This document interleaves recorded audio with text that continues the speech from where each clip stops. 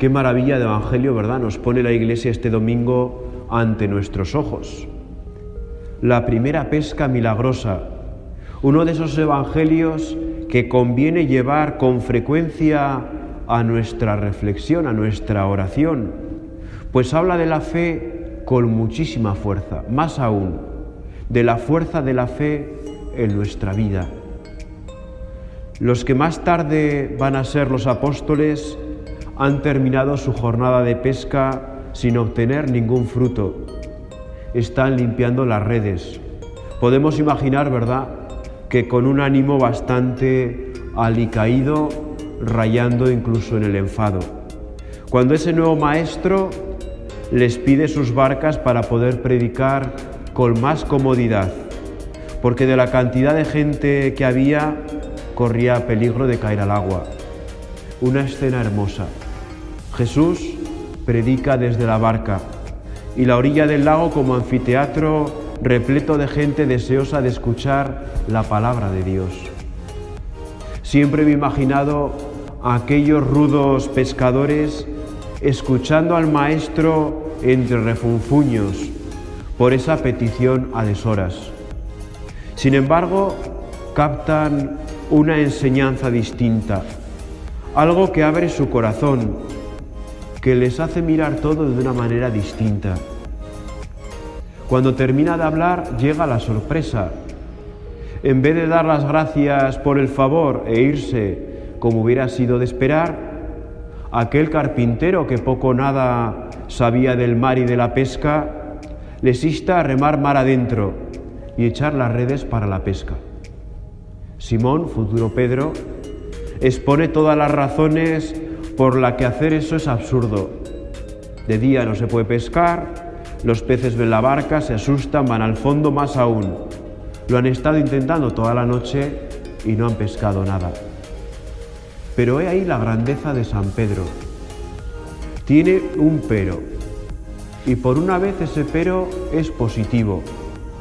Pero por tu palabra echaré las redes. Es decir, aunque humanamente esto es imposible y lo sabemos de sobra, hay una razón que me empuja a remar mar adentro y echar las redes. Solo una, que tú lo dices, por tu palabra. Conocemos bien el resultado. Una redada de peces tan grande que reventaba las redes. Más aún, hacía que las dos barcas casi se hundieran. Este es el resultado de la fe en aquella primera pesca milagrosa. Esta es la fe que Jesús nos pide hoy a cada uno de nosotros. Esta es la fe que ha de motivarnos como cristianos, como seguidores de Jesús, en tantas de las cosas que hemos de hacer en nuestra sociedad y que tantas veces están contracorriente, que el mundo nos repite una y otra vez, que no tiene sentido empeñarse en ellas.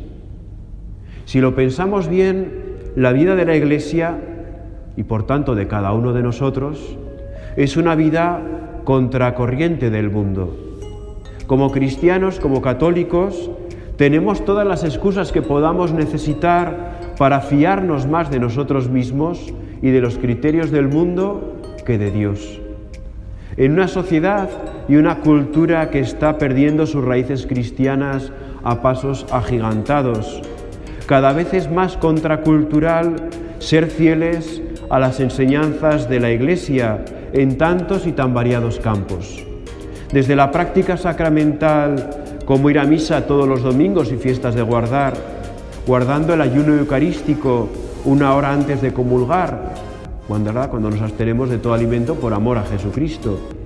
La confesión al menos una vez al año y siempre que sea de comulgar si hay pecado mortal. A temas como la moral sexual, pero no solo la sexual, también por ejemplo la económica, en todo lo que se refiere a la generosidad, a la honestidad, a la sinceridad, a la alegría, a la esperanza. Humanamente tenemos todas las excusas para vivir de espaldas al Evangelio, a las enseñanzas de Jesús que nos transmite la Iglesia. Quizás, como en el Evangelio que acabamos de escuchar, solo hay una razón para vivir de otra manera, para esa fidelidad heroica en lo grande y en lo pequeño. Pero por tu palabra, porque es enseñanza tuya, Señor, porque nos lo dice la Iglesia en tu nombre, por eso echaré las redes.